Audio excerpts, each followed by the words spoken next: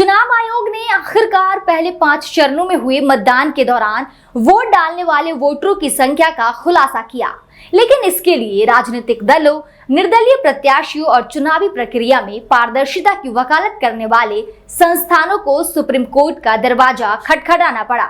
चुनाव आयोग ने शनिवार को पहले 5 चरणों में हुए चुनाव में हर लोकसभा सीट पर पड़े वोटों का लेखा जोखा जारी कर दिया।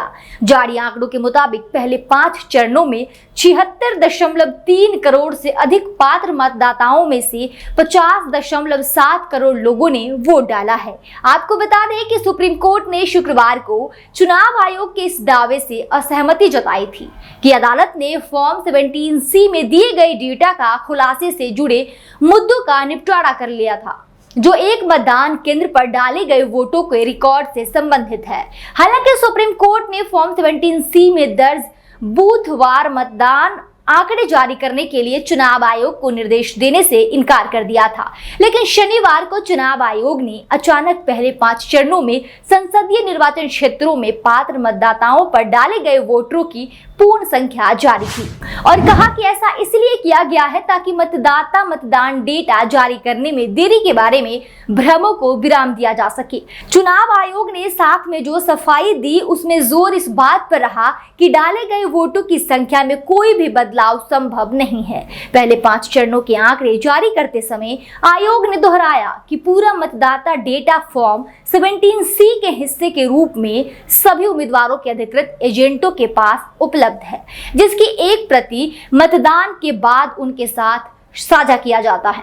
चुनाव आयोग के एक अधिकारी ने कहा, देश भर में लगभग 10.5 लाख मतदान केंद्रों के साथ लगभग 40 लाख एजेंट प्रत्येक मतदान केंद्र पर 3 से 4 एजेंट मांगकर और लगभग 8,000 उम्मीदवारों को फॉर्म 17C के माध्यम से सभी मतदान डेटा मिलते हैं। इस प्रकार एक निर्वाचन क्षेत्र में डाले गए वोटों की कुल संख्या, जैसा कि फॉर्म 17C में दर्ज है, किसी भी काल्पनिक शरारत से कभी भी नहीं बदली जा सकती है। आयोग ने कहा कि मतदान डेटा जारी करने में कोई देरी नहीं हुई है। उसके मुताबिक मतदान के दिन शाम 5:30 बजे तक हर 2 घंटे के आधार पर अपडेट किया जाता है। आधी रात तक प्रतिशत के रूप में अनुमानित मतदान समाप्ति डेटा दिखाता है। चुनावी ड्यूटी में लगी टीमों के आने और दोबारा मतदान के समय के आधार पर मतदान के दूसरे, तीसरे या चौथे दिन डेटा का अंतिम रूप दिया जाता है। इसके साथ ही चुनाव आयोग ने यह भी कहा कि चुनावी प्रक्रिया को खराब करने के लिए झूठी कहानियां और शरारती नैरेटिव बताने की कोशिश की जा रही है। इनमें एक पैटर्न दिखता है। सुप्रीम कोर्ट ने सारी चीजें साफ कर दी हैं। यही बात मुख्य चुनाव आयुक्त राजीव कुमार ने भी वोट डालने के वक्त पत्रकारों से बातचीत में कही थी। सभी विपक्षी दल और तमाम नागरिक संगठन हर चरण में मतदाताओं की वास्तविक संख्या जारी करने की मांग कर रहे थे, जबकि चुनाव आयोग मतदान प्रतिशत जारी कर रहा था और इसमें से 3 से 11 दिन तक का समय लग रहा था। आंकड़े सार्वजनिक करने के साथ ही जारी प्रेस नोट में चुनाव आयोग ने कहा, चुनाव संचालन नियम 1961 के नियम 49B(2) के अनुसार उम्मीदवारों के एजेंटों को हमेशा ईवीएम और वैधानिक कागजात, जिसमें मतदान केंद्र में स्ट्रांग रूम में स्टोरेज तक फॉर्म 17C भी शामिल है, ले जाने की अनुमति है। इसमें कहा गया है उम्मीदवार या उनके एजेंट फॉर्म 17C की कॉपी मतगणना केंद्र में लाते हैं और हर राउंड के नतीजों से इसकी तुलना करते हैं। बताना जरूरी है कि पूरा विवाद चुनाव संचालन नियम 1961 के फॉर्म 17C और फॉर्म 17C भाग 2 से डेटा के तेजी से जारी होने को लेकर है, जिसमें प्रत्येक मतदान केंद्र के नाम से शुरू होने वाले और मतदाताओं की संख्या सहित कई डेटा दर्ज होते हैं। इसमें खारिज किए गए मतों की संख्या और अंततः स्वीकृत मतों की संख्या भी होती है। फॉर्म 17C का दूसरा भाग भी अहम होता है। यह मतगणना के दिन, जो इस बार 4 जून को होगी, लागू होता है, जो मतदान के दिन स्वीकृति वोटों की कुल संख्या के मुकाबले सभी उम्मीदवारों के वोटों की संख्या की जांच की जाती है। इसका मकसद वोटों में हेरफेर से बचना है।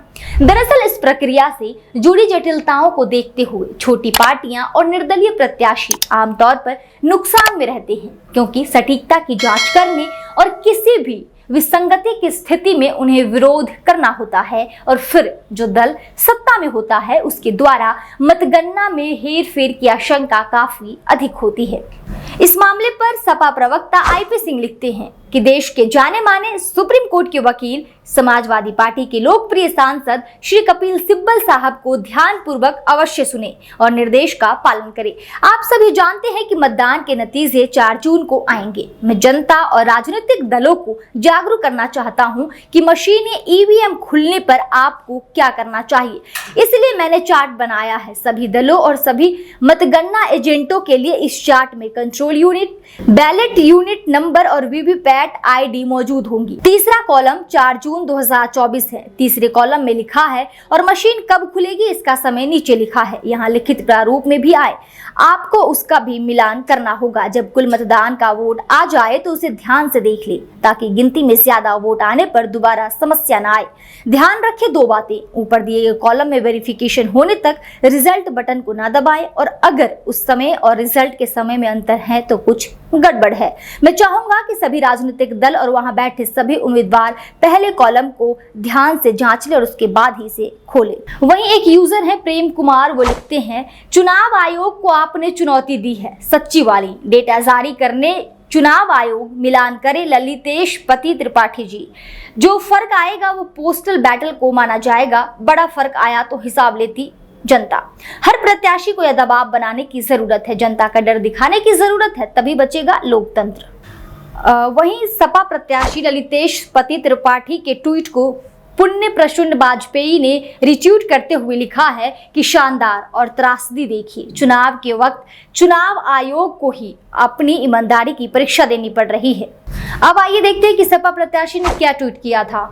तो वो लिखते हैं कि मैंने भदोही लोकसभा के हर बूथ से फॉर्म 17C इकट्ठा कर वोट प्रतिशत का आंकड़ा निकाल लिया है। अब ये देखना होगा कि आपको यह बताने में कितना समय लगेगा कि कुल कितने वोट पड़े हैं। वहीं एक अन्य यूजर अमित मिश्रा लिखते हैं कि मतगणना के दिन काउंटिंग एजेंट को क्या करना है और कैसे चेक करना है कि गड़बड़ी ईवीएम में तो नहीं है। ये राज्यसभा सांसद और वरिष्ठ वकील कपिल सिब्बल बता रहे हैं। आप भी सुने और लोगों को बताएं। ऐसे ही तमाम खबरों के लिए बने रहे हमारे साथ और देखते रहिए दी कंट्राम।